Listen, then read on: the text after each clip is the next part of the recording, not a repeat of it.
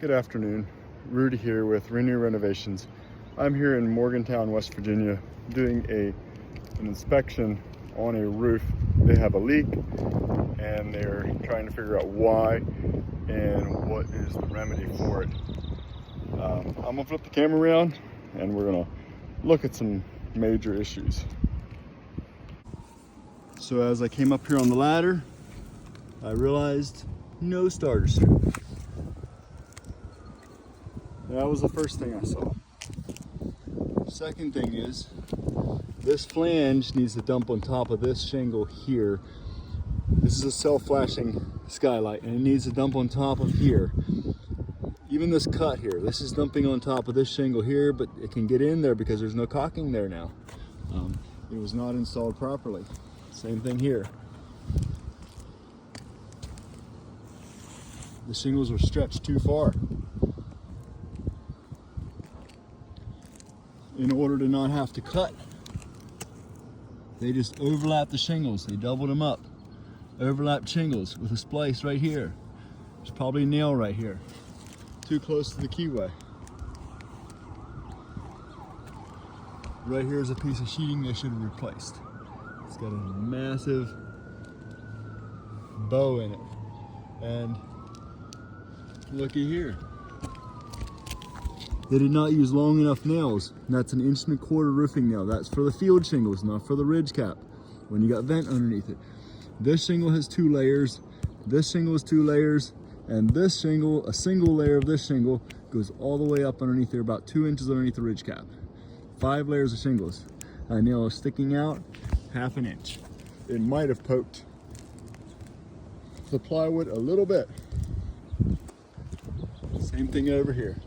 It's all coming loose. Come over here. Here's another issue.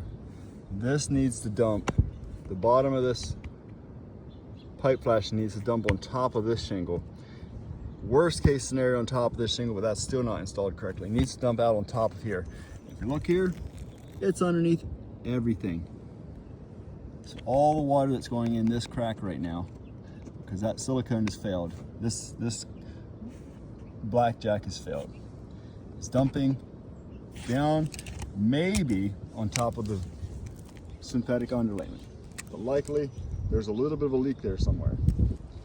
This is why these people called me in the beginning. They had a roof leak they couldn't figure out. The sheeting here is really spongy. This piece of plywood, I was inside, this piece of plywood that's underneath here is actually sitting on top of the piece of plywood that comes down the side here. So it's bulged up and makes ponding underneath here. And this flashing flange is all underneath the shingles. So any water that gets in the side here, and you can see, it's all cracked up. Water gets in the side here, gets in the top. It all runs down here and all dumps at this bottom edge.